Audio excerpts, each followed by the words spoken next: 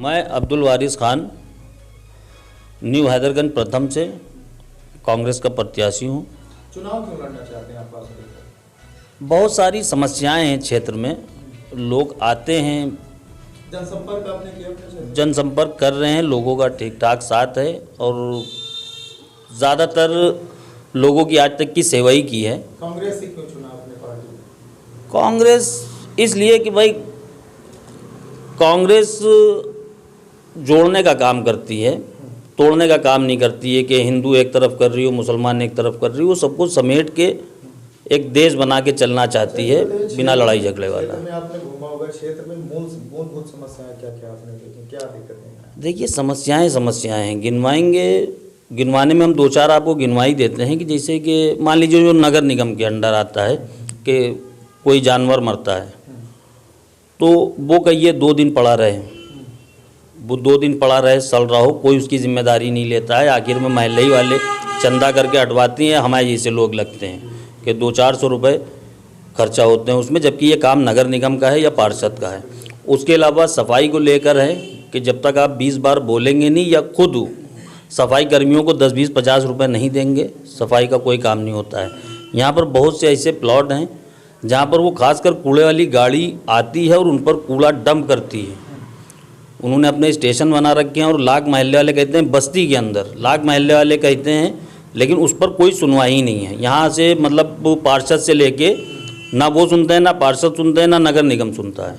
बस वो ये होता है 4-6 महीने में एक बार वो उस प्लाट को सफा करते हैं, फिर उसमें माल डंप करना शुरू कर देते हैं। अक्सर कई जगहों पर जनता की, जहाँ पर समाजवादी पार्टी के हैं पार्षद, वहाँ पर ये कहा जाता है कि वहाँ की जनता की शिकायत है कि वो कहते हैं कि हम विपक्ष में हैं इसलिए हमारे पास बजट नहीं आता है, हम काम नहीं कर पाते। नहीं, तो आपका ऐसा, अगर आप जीतते हैं देखिए, तो आप भी तो ऐसा नहीं कहेंगे जनता? देखिए, नहीं, ऐसा हमको कुछ कहना नहीं है। और दूसरी बात ये कि ये बात जिसको ना पता हो वो कहे। देखिए, कोटा सारे पार्षदों का एक बराबर आता है, ऐसा नहीं कि नहीं जिनकी सरकार है उनको डबल जाता हो।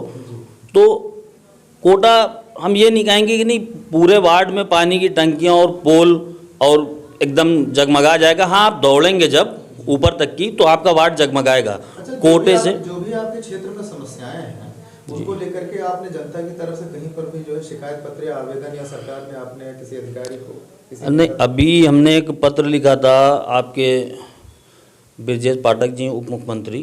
पीछे एक नाले का मामला है, जल भराव की समस्या है, लोगों के घरों में पानी भरता है, तो पूरे महल्ले के साइन करा के वहाँ से मार्क कराया है, वो नगर निगम तक आ गया। अब उस पर आगे क्या होना है देखा जाएगा। चिट्ठी मार्क हो गई है, समझे आप, चिट्ठी मार्क हो गई, वो बहुत बड़ी समस्या। अगर वो करा ले गए तो मान लीजिए कि यहाँ के पार्षद ना होने के बाद भी पार्षद से बड़ा काम हम करा ले जाएंगे। ये बताइए, ये जो हालात हैं जी, ये कभी कभी होता क्या है कि जो चुनाव आता है तो नेता जो है कुछ जो है वो बरसाती मेढक की तरह भी निकलते हैं, 5 साल तक 4 साल तक नहीं दिखते हैं। नहीं, तो आप अभी निकले हैं या 5 साल से मेहनत? देखिए, मैं 10 साल से इस वार्ड में आप घूमिएगा, हमको बताने की ज़रूरत नहीं हमने क्या क्या किया। जब आप इस वार्ड में घूमेंगे तो मैं 10 साल से लोगों की सेवा कर रहा हूँ, उनकी हर समस्या को देखता हूँ, हर समस्या को समझता हूँ जो मेरे बस की है। देखिए, मैं ये नहीं कहूँगा कि नहीं मैं बहुत बड़ा नेता हूँ, मैं सारे मसले हल कर देता हूँ। जो मेरे बस के हैं,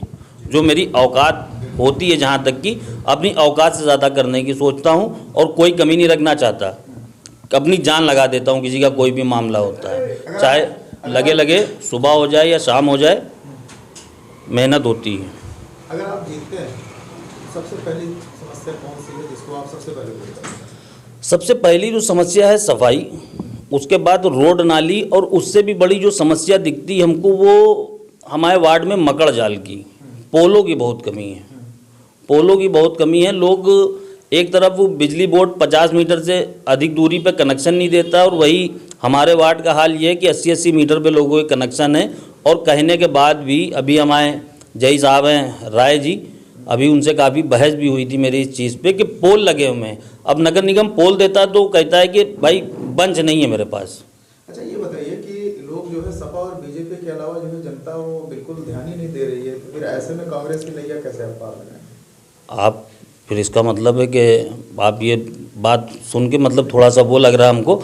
आप इस वक्त देखिए कांग्रेस को, इस वक्त आप देखिए कांग्रेस को, जो माहौल चल रहा है यूपी में, वो आपको 10 साल से नहीं दिखा होगा। अच्छा ये बताइए भाई जी कि ये जो आप चुनाव लड़ रहे हैं या जो नगर निकाय के चुनाव उत्तर प्रदेश में हो रहे हैं, इसका 2024 के लोकसभा चुनाव पर क्या इसकी कोई हकीकत देखिए, इससे अटैचमेंट है कुछ उसका? ये चुनाव हम सेमीफाइनल मान के लड़ रहे हैं जी और 2024 का फाइनल होगा। अगर हम ये जीतते हैं तो मुमकिन है कि यूपी पक्का जीतेंगे, 80 की 80 जीतेंगे जी, यानी वनवास खत्म हो जाएगा कांग्रेस का इंशाल्लाह।